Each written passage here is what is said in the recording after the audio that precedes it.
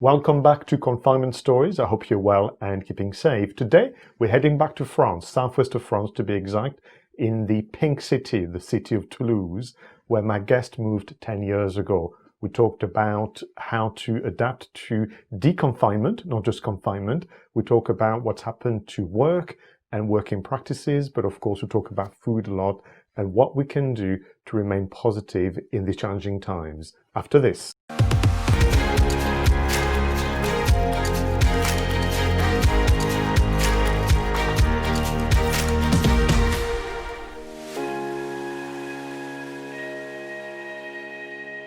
So, Deepa, welcome to Confinement Stories. And let me begin with a question. Where and how is your confinement going, or should I say deconfinement? Thank you, Pascal, for inviting me over. I live in Toulouse.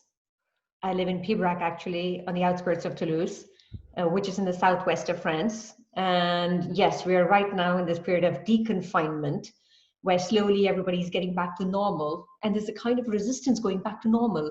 Kids are supposed to go back to school, but there's a resistance, and half the kids are not going back to school. So there's a little bit of contradiction in the society. I don't want to go back to work. It was so nice working from home, but yet suddenly, like, everybody's got to be in the office. So yeah, that's what's happening.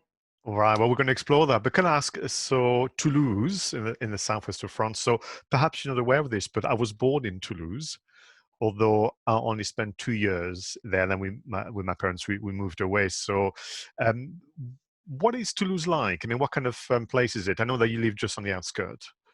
Right. Well, I come from a big city in India called Chennai, Madras, where the population is about 12 million. And so when you move from a city with a population of 12 million to one of the fourth biggest cities in France, with a population of about 600 to 700,000 people, it seems at the beginning like a big village. So from that perspective, it seems like a village. But having been living here now for almost 10 years, it's a very nice, quiet little town. And I really like that, because if you want to have an active life, cultural life, you could go into downtown. And if you want to have a quiet countryside life, there's still lots to do that's where I live, in the countryside. So I really like this place. It's quiet. The airport's 20 minutes from my place, so I can hop on a flight. I used to hop on a flight and get Yeah. anywhere, get about just about anywhere. But now, with the deconfinement, with the lockdown, that's been a kind of a shock, because for the last 10 years almost, I've been traveling every other week almost, and never been at home for more than 3 weeks, and except when it's summer, or rarely for a month. And so this was the very first time I've been home since March. Yeah. Yeah. So what is Toulouse perhaps famous for a number of things? You know, what can you kind of, by the way, fine choice, to be establishing yourself in France, if I may say so. But what is it known for as a city? Well, c'est la ville rose, oh, it's the pink city, right? And Toulouse is known for foie gras, yeah, and cassoulet, and that's Yes. the gastronomy of Toulouse. And as in, the whole of France is known for its gastronomy, but Toulouse especially for the foie gras and cassoulet. So if you come down here, yeah, that's something good to try. I think people like outdoor sports a lot here, cycling, yeah, Very much so. rugby. Mm. And just to close on Toulouse, what made you choose this city, or what was the context for you choosing the southwest of France? I came here because I found a job, but more than that, I came here because I found a man. So is your husband French? Exactly, Toulousan, rather. Right. Yeah. Yeah. And when you found that job, so was it 10 years ago? Yes. Could you speak French at the time?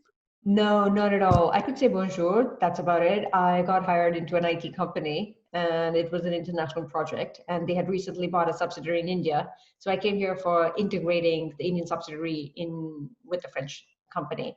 Right. And then about 24 months down the line, I quit and I started my own company.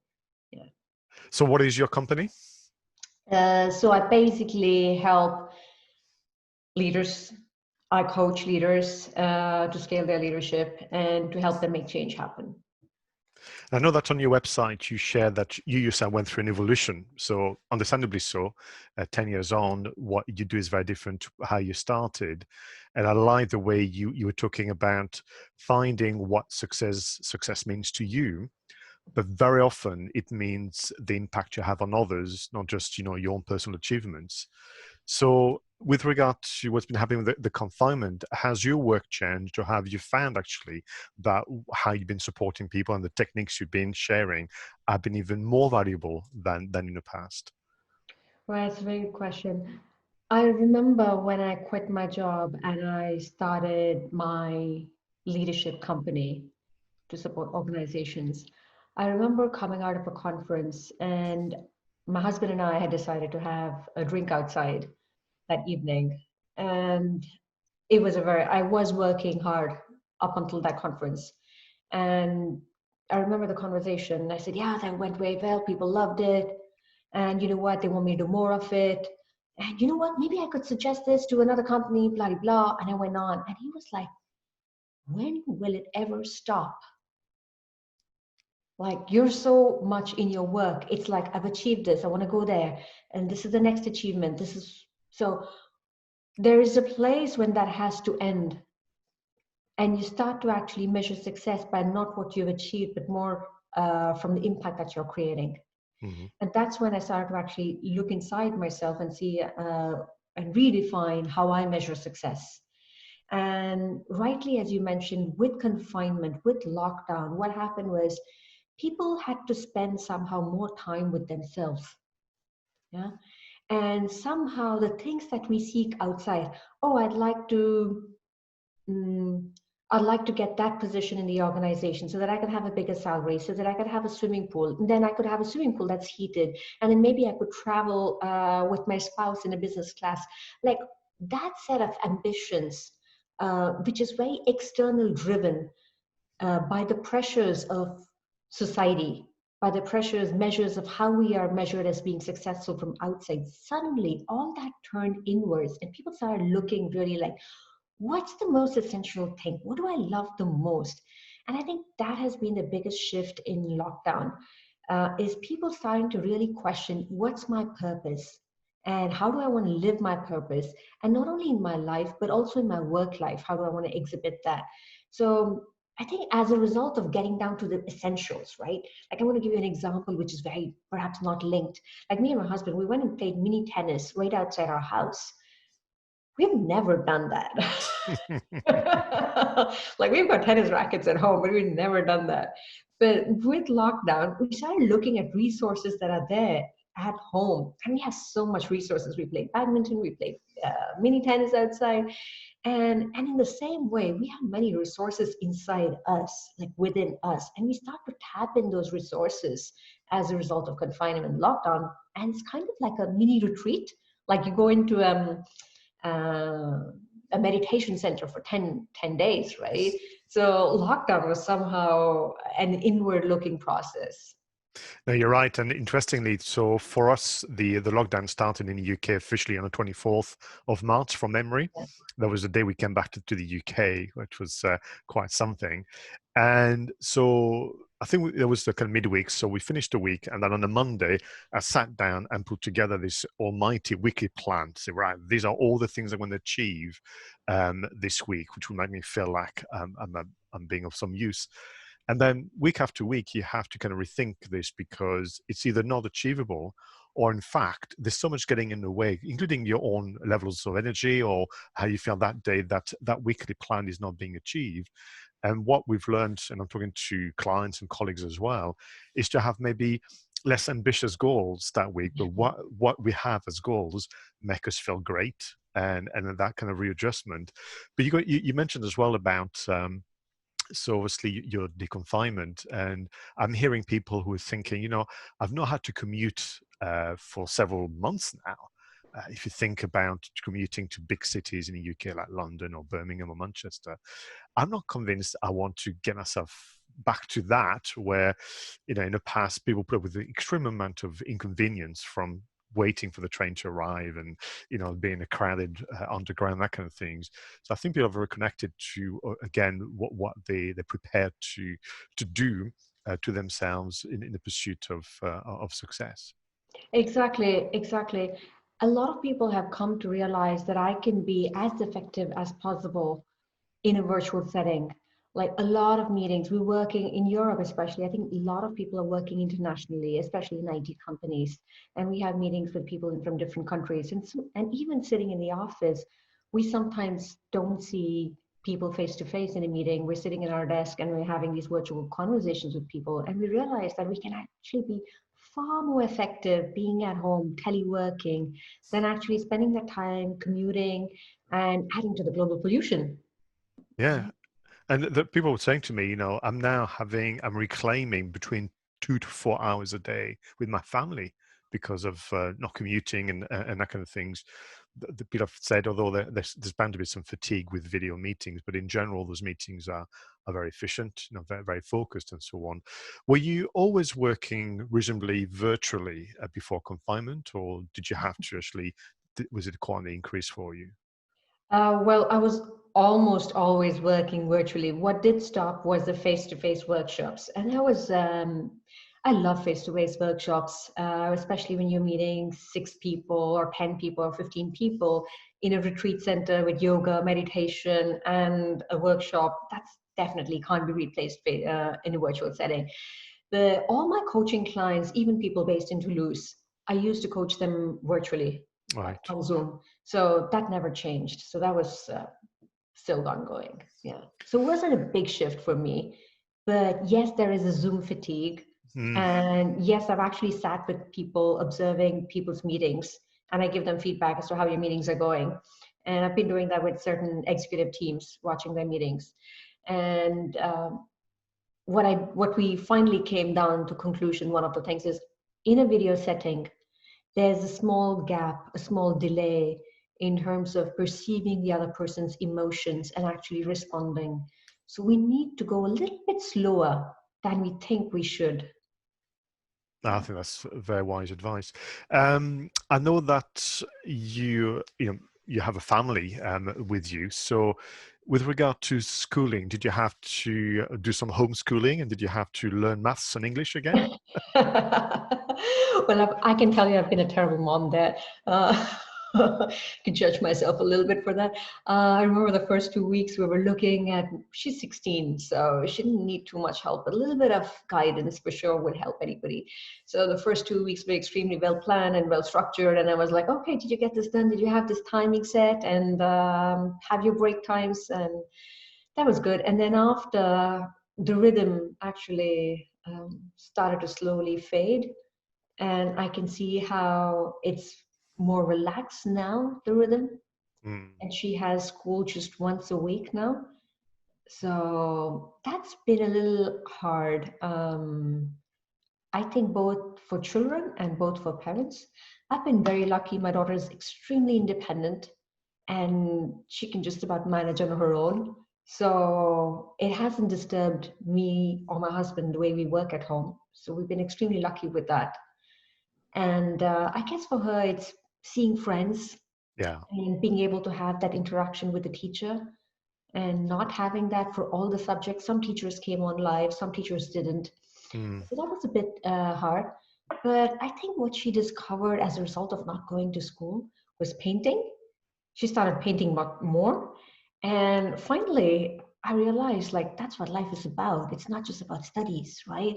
Mm. We focus so much of our attention on studying well and getting good grades, that this was a great time for her actually to reconnect with us, more time with parents, more time eating good food at home, and and painting. And then she even started stitching. She got a sewing machine. So Right. That's, yeah, I mean, that's as you know, as part of this series, I've spoken to people, across Europe primarily, as well as other yeah, parts of the world, and that family time, that reconnection with just either playing games or even talking, talking to yeah. each other, I think has been a big plus. So, what about yourself and your husband? Have you discovered or rediscovered maybe a hobby or some kind of passion projects away from work? Well, I think cooking. Cooking has mostly been it. So I've been looking at lots of Jamie Oliver recipes and cooking Well, quite a bit. I'm sure there's some French chef you could listen to as well, not just Jamie. Exactly. We have within the Youpreneur group Harley Cuisine marked, right? Mm. So yeah, so cooking's been our major hobby and gardening. So, what has it been like going shopping? If you want to cook, you've got to buy some ingredients, I suspect. So, how Yeah. did you organize yourselves for that? So during lockdown, in fact, shopping got easier. Can you imagine that? Because we had, I used to go to the market on Sundays, and the vendors from the market decided to have a van right down the street, and we just had to call them and tell them what we want, and they'd create a package for us, and we just have to go and pick it up at a certain time. So in fact, I gained so much time in lockdown rather than going queuing up, buying stuff. It just became a phone call away and go and pick up. Of course, choices were limited because we could only buy products which were from the region. So, but then you get creative with those products, Mm. right? Less is more, right? Yeah, absolutely. So now that obviously in France, deconfinement or easing off, whichever expression is right, has started, do you find that those retailers are still following the same methods of customer No, service? no. Some of them, yes. A lot of them, no. Some of them have started doing that and creating websites now. They've made use of this opportunity to actually Nice. create a website where you can actually go and click. And then Sunday morning, you can, instead of doing queuing up and picking up the vegetables you want in the market, you can go and just pick up your tray. So that's a nice thing. Yeah. Yeah. So I was thinking about obviously people like you and I. I'm going to say we work in the knowledge industry of sort, and one thing that we do is kind of create content. I know that you've been very active on podcasting. Have you done more during confinement because you had that extra time? Has it been the same? And have you learned something interesting in the process of creating information for others? I don't know if you've been watching what I've been doing in my office. Like you have a little video screw over here that's been watching over me. I'm very good at research. Yeah, I can see that. So I've been creating an online coaching program because coaching is an expensive process and usually given only to very senior managers in organizations. And I don't want to create a robo for coach, but I've seen a trend. So what I did is actually researched out all my past coaching clients in the last 10 years.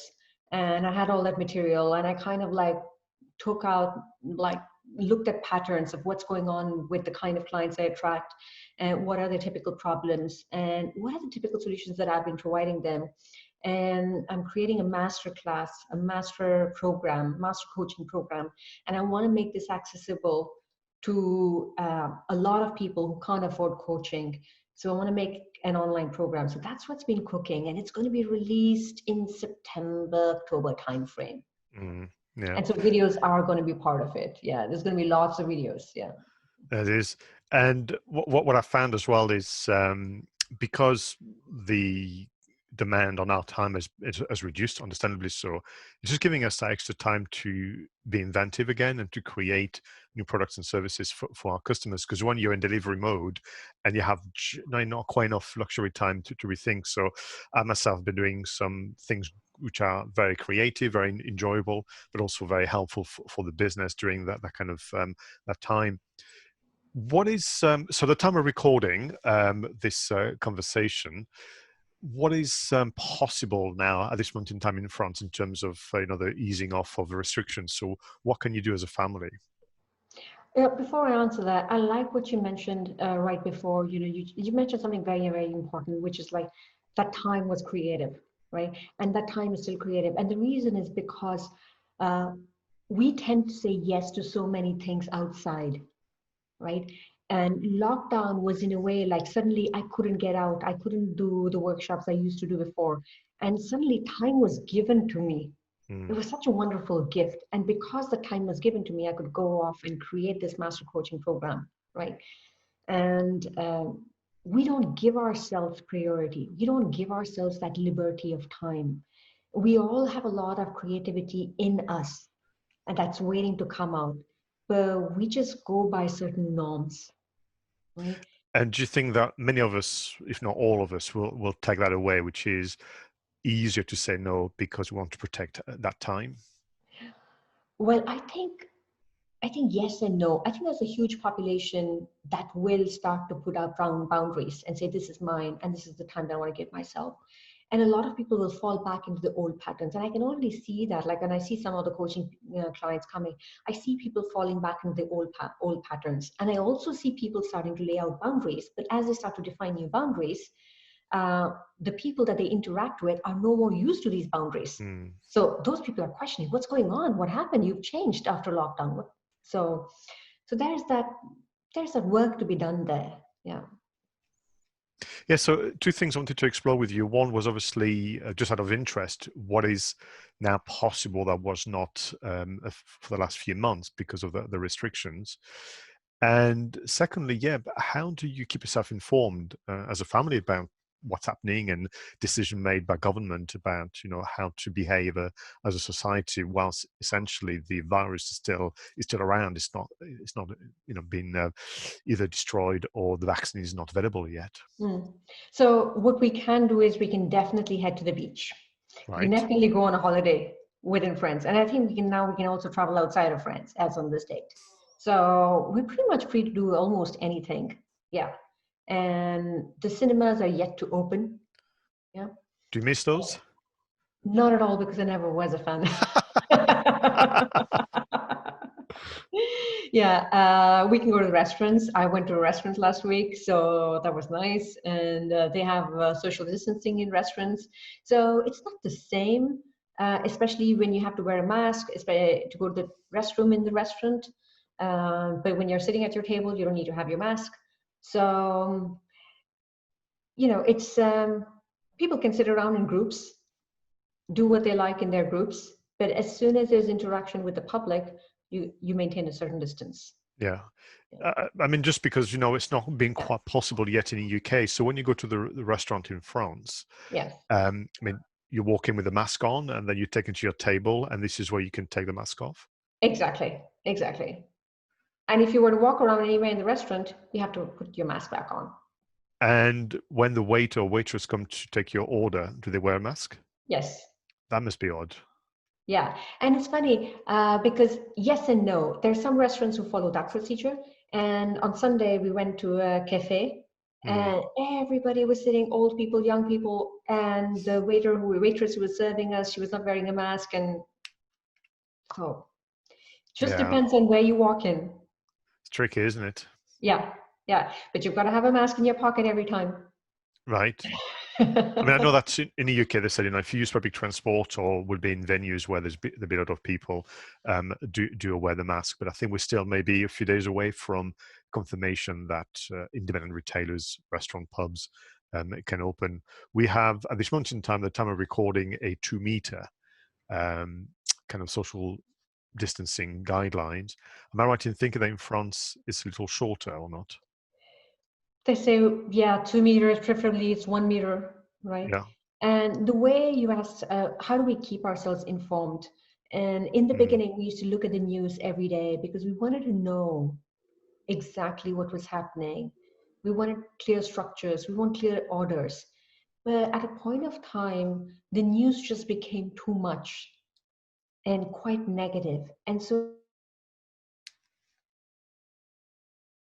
we used to look at the news we used to look at the news often before, and because we wanted to have a control over what's happening or what we can do. We wanted to plan. And then at one point of time, it just became too much and quite negative. And somehow automatically we started watching the news just once in 3 days. And over time that has just reduced. And we watch the news like once a week and now just once in 2 weeks. And we just look for news very quickly on the internet, what's happening once in 2 or 3 days. So we don't look at the news very often. At least that's what we're doing in our family right now. Yes, and All my guests have said the same thing, and I think it's only natural, isn't it? Because that would be one of the many ways you would try and preserve some sense of well-being. Because eventually, it was just either too upsetting or too overwhelming, or if I may be, I suppose, unkind, eventually I felt it lacked real quality in terms Mhm. of the manner in which the information was being shared by government. And I didn't think that journalists did a particularly good job to keep me informed as a citizen. So we just chose to pass and waited for when there was a real formal announcement that Mm. would have a bearing on what we could or could not do moving forward. Yeah, I think psychologically what was happening was every time I watched the news, I was like, they're going to give me some piece of magic information. And that's going to actually give me answers to why this is happening, what's happening, when will all this end, how will the people who are dying or who are in the hospital get cured. Like, you start looking out for that, those magic answers. Like, you start reading articles like, what is this about? And you're grappling for some kind of a truth. But there isn't there. And this is a complex time where we have to like be curious and just be open to the uncertainties. And it takes away, as we watch more and more, it takes away that curiosity. It takes away that ease with uncertainty. Mm. No, absolutely. And on the flip side, and one of the examples has been what you mentioned with the shopkeepers adapting, adjusting. There's been incredible examples around the world of kindness and Oh, yes. communities rallying up and so on. I don't know whether you've also witnessed things happening in your area. Well, I witness kindness. I think if one person I could say thank you to and can watch this is my parents are living in India and they've been in lockdown for the last 2.5 months. And there's a woman who, their neighbor, who's actually my age. She has been doing groceries for my parents for the last 2.5 months. And so her name is Mina. And it is like a big thank you to Mina, who's been doing groceries for my parents and helping them out every single week, 2 or 3 times a week. And that's incredible. And there are lots of these great nice things that are happening. And I do whatever I can for my neighbor. I go get her stuff. And I have a neighbor Mm. who's they're kind of a little old, but they're happy and healthy, and they help me out whenever I can, whenever they can, and we've been doing that inversely. But yeah, I think there's been a lot of kindness around, yeah, and that's Yeah, I just mean, incredible. I Yeah. think that's what happens in those times. So I remember when it all began, there was a note put through the letterbox. Someone saying, "Listen, um, I'm no longer working." There's an expression a new expression I didn't know called furloughed, which was a word that I didn't know. But essentially, so she said, "Here's my number, and if you need anything, let me know." I thought, how incredible. So we did reply saying, well, we don't need anything, but we think what you're doing is great. But very much, as you mentioned, we on occasion go to the shops for our elderly neighbors, and they appreciate that. They don't want to travel, being part of the age group where they'd be most at risk. Right. Um, And there I've was, been helping people out with some free coaching sessions here and there. I had a yeah, client from London who called me, who paid for one coaching session but couldn't continue paying. But then I did a couple of free sessions for her because she lost her job. And she said, if I don't find another job by July, I'll have to move out of this apartment and move in with my parents. So I think a lot of people have been going through difficult times with the recession also that's hitting. yeah. So yeah, that's how I think each one of us can contribute in some way. Yeah, I mean, a friend of mine, Roger Edwards, you may have bumped into him at Upreneur potentially. Mhm. He kind of essentially have this coffee and the chat sessions, and people can book sessions on Zoom. And he helped this chap who just started a business during confinement. Can you imagine? I mean, it's hard enough as it is to start a new business, let alone in the middle of this. And Roger, spent half an hour to an hour talking about a marketing plan, and the guy said, "I can't thank you enough. I can't even pay you because I haven't got any money." So don't worry. It keeps me sharp, makes me feel great. It's back to how we began the conversation. How do you measure success, and it's about the impact you have on others. Exactly, exactly. And so now I started a coaching group, helping people to make change happen. Yeah, And I wanted people to make a commitment to, you know, um, and I asked them to actually pay UNICEF instead of paying me. So I nice. asked them to donate money to UNICEF. And then so I have a 6-week program that's a group coaching program that helps them to make changes in their life. So yeah, and it's That's, really very, very rewarding doing this. Yeah. yes, and then on the other side, you've got incredible artists, musicians, comedians, and the likes who have donated their time. I mean, from the bass guitarist of Duran Duran all the way to some unknowns who've just gone online and done some kind of virtual concerts. So that's been great as well to keep up with people like that. Exactly. And you wonder actually suddenly, like how much is actually possible virtually? Suddenly a whole new world becomes available to you, right? You can sing, orchestras have been happening live, and yeah, you can do yoga classes live now on Zoom. Yeah. Yes, absolutely. So, talking of Zoom, which is what we're using for this interview, it's not remarkable what's happened with Zoom because there are so many other video platforms, but that's the one that seems to have caught people's attention and imagination. I know. Did you buy shares in Zoom? I didn't. I've been a customer of Zoom for many years. I'm sure you have as well. So that proves to me that I still have a long way to go. I'm not that bright after all, because I should have seen the sign and buy some shares. Now, you just declared a moment ago that you don't miss going to the cinemas at all, which is very, very strange because I mean that's a big passion in France to go to the movies. But Yeah. have you been watching anything at all? Any? Yes, we've watched three couple of movies, and it somehow my mind goes blank. I don't remember the names of those movies that we watched. I think we definitely watched Before Sunset, and Right. uh, and then Ethan Hawkins, and then there's two other movies that we saw about a man going out and building a fishing plant. Um, That yeah, rings a bell, but um, yeah, it escapes me. But I know exactly which one you're mentioning. salmon fishing. Yeah, in Yemen. Exactly. Yep, that's it. We got Love the there. movie. Yes. Excellent movie. Yeah. Very good. Well, listen, unfortunately, our time together has nearly come to an end, would you believe? They always go by too quickly, those conversations. So, once again, big thank you for your time. But before we say goodbye or au revoir, I've got a bit of a fun quiz I'd like you to take part in. So I want you to imagine for a moment that you and your family have won a prize. You are the best confinees 2020 from the city of Toulouse because you've done some amazing great. So you've got a number of prizes I'm going to read out to you. So the first prize is that you can order some food cooked by a famous chef delivered to your house. So what would the food be, and potentially who would be the chef cooking for you? Ooh. I would order idlis, which is a South Indian pancake Yeah. made by my mom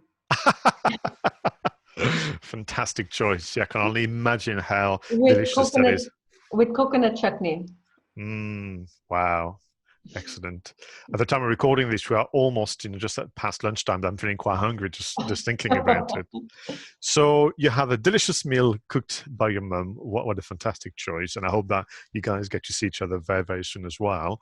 And in the evening, you can invite your favorite band or favorite musician to play a private concert for you and your family. So who would be the musician or the band playing for you? Oopsie. They'll have to come back to Earth again. I would invite the Beatles. Yes. Well, I think that's possible. This is one of those competitions where everything's possible prize-wise.